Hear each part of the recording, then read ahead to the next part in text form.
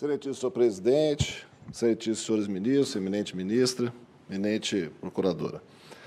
Em primeiro lugar, apenas para recolocar a questão nos eixos, aqui não se trata minimamente de dissolução de sociedade. A questão não é essa. O que aconteceu aqui foi o seguinte: eram 3 irmãos que adquiriram imóveis. E esses 3 irmãos também eram sócios de uma sociedade. E eles aceitaram, como pessoas naturais, pessoas físicas, que esses imóveis fossem abrigar a sede das empresas deles. Ou seja, pessoas físicas cederam os imóveis para abrigar a sede das empresas. Acontece que, como dito pelo advogado que me antecedeu,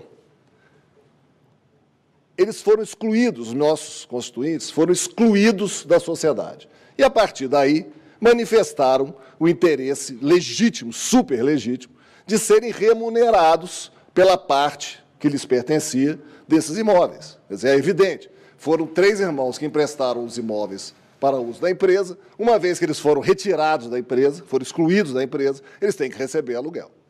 Bom, o recurso, o eminente advogado não chegou a sustentar a questão do artigo 1022, do antigo 535 do CPC, certamente porque realmente não teria muito o que dizer, porque o acordo é detalhado, houve uma perícia para apurar. Primeiro, o acordo decidiu que, em razão de ser um dos proprietários do imóvel e não estar usando o imóvel em nada, de ter manifestado por escrito a sua vontade de romper aquele contrato de comodato, ter manifestado por escrito a vontade de receber aluguel e ter proposto essa ação, que tinha direito, na forma da remansosa jurisprudência, aliás, do Superior Tribunal de Justiça, a ser remunerado.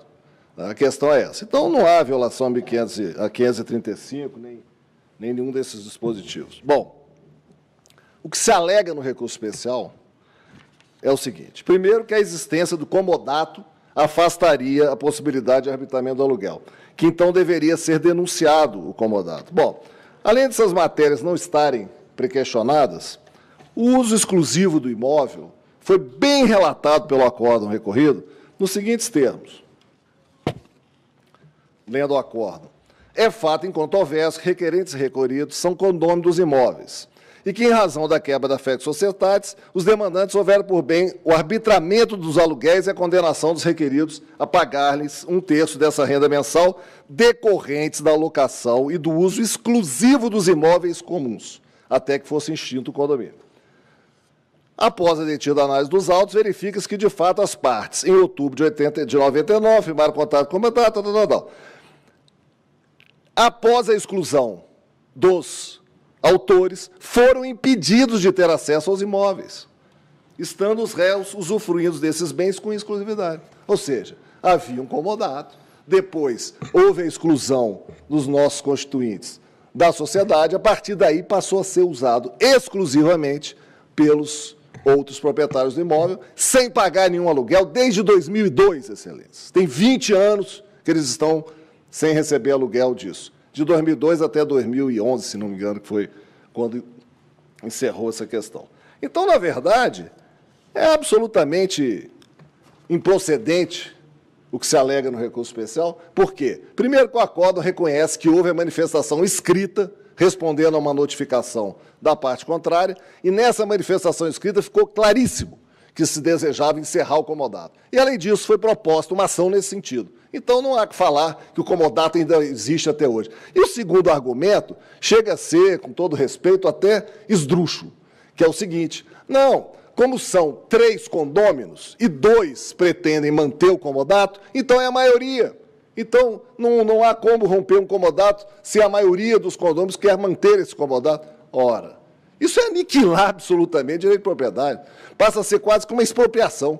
Quer dizer, o minoritário, o que tem 1/3 dos imóveis, fica sem receber nada, porque os outros 2 decidiram que vai ser assim. Quer dizer, isso não tem cabimento nenhum e viola a jurisprudência desse tribunal, que assegura o direito do recebimento desses aluguéis quando há esse tipo de situação. Em seguida, se fala em necessidade. Nada disso foi sustentado na tribuna, mas como está no recurso especial, eu vou abordar, ainda que rapidamente. Se sustenta ainda que só se poderia pagar qualquer indenização a título de aluguel desses imóveis, depois de indenizadas as benfeitorias. Bom, primeiro, o tema não está pré-questionado. O acordo não tratou desse assunto. Segundo, que o acordo, quando trata de benfeitorias, não para esse efeito, mas trata de benfeitorias, diz com todas as letras que não há prova de qualquer realização de benfeitoria após cessada a relação na sociedade. Então, se não há, quando a benfeitoria é feita, não há benfeitoria a indenizar. Então, é um raciocínio difícil de entender, porque aluguel não tem nada a ver com benfeitoria. Bem,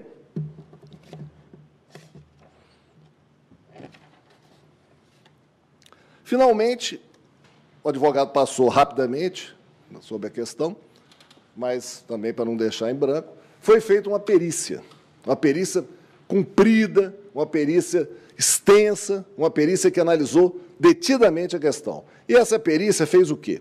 Como o imóvel lá é muito peculiar, não existem imóveis semelhantes na região, o que a perícia fez?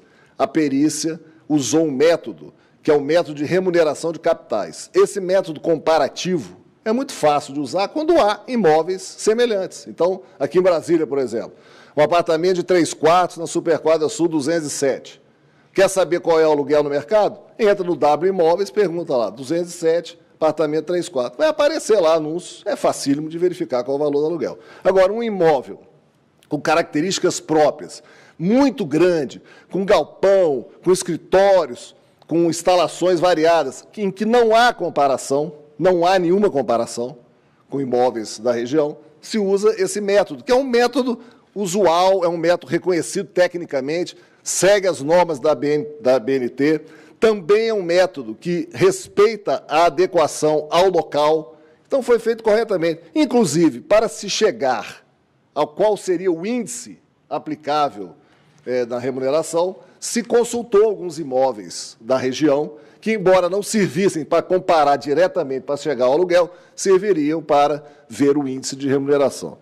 Então, senhor presidente, senhores ministros, na verdade, aqui o que se está diante é de uma causa em que há um uso exclusivo de um imóvel por parte dos condôminos, há mais de 20 anos que isso aconteceu até 2011, se não me engano, durante muitos anos, sem pagar um centavo de aluguel.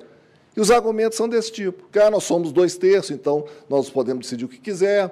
Tinha que romper o comodato antes, quando foi, por escrito, determinada essa vontade de romper o comodato. Foi proposta a ação, perícia foi feita corretamente. Isso aqui o que é? Vontade de prorrogar indefinidamente o pagamento de algo que, evidentemente, é devido.